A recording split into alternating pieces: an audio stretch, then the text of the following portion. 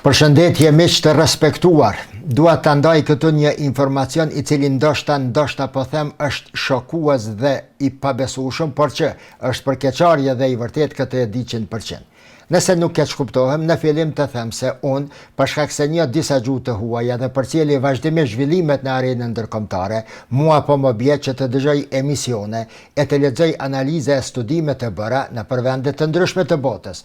Për shembull me serbisht në Serbi, në Bosnjë, sidomos në Kroaci, me atë rusisht e sa e një studime e emisione në Rusi, me gjuhën turke të dëgjoj emisione dhe analizat serioze që bëhen në Turqi, me arabishte në përvende arabe të cilët posedojnë televizione shumë të fuqishme e natyrisht në përmes gjuhës angleze të fokusohem sidomos në studimet dhe analizat që bëhen gjithandej në botën perëndimore.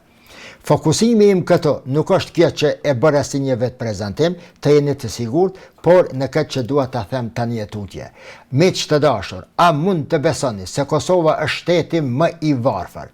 Të jam pak më i butë, ndër shtetet më të varfra në botë sa i përket analizave dhe studimeve për politika ndërkombëtare.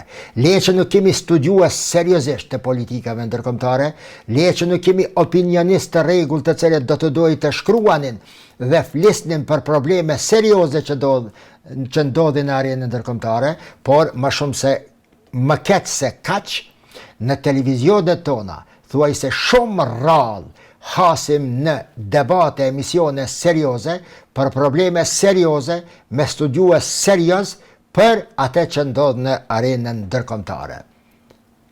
Diçka tepër e çuditshme. Tek ne nuk shkruajnë as ambasadorët dhe ish ambasadorët që është traditë të kombeve tjera, për çështje ushtarake dhe probleme ushtarake në botë nuk flasin as ushtarakët dhe as ish ushtarakët, dhe më është krijuar një përshtypje se kjo atmosferë e këtillë në Kosovë është bërë qëllimshëm duke u krijuar një grup gazetarësh të cilët imponojnë debate të tilla duke e bërë Kosovën një vend sikur të ishte jashtë planete, i izoluar nga bota, se asgjë nuk ndodh në botë dhe i gjithë fokusi i qytetarëve të koncentrohet vetëm në politikat vendore. Është një pyetje që kur s'ka mujt me i gjetë përgjigjen përfundimtare.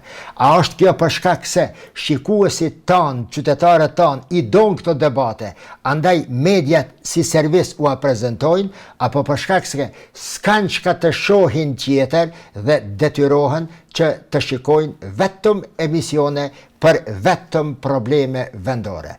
Vërtet një çështje për shumë keqardhje.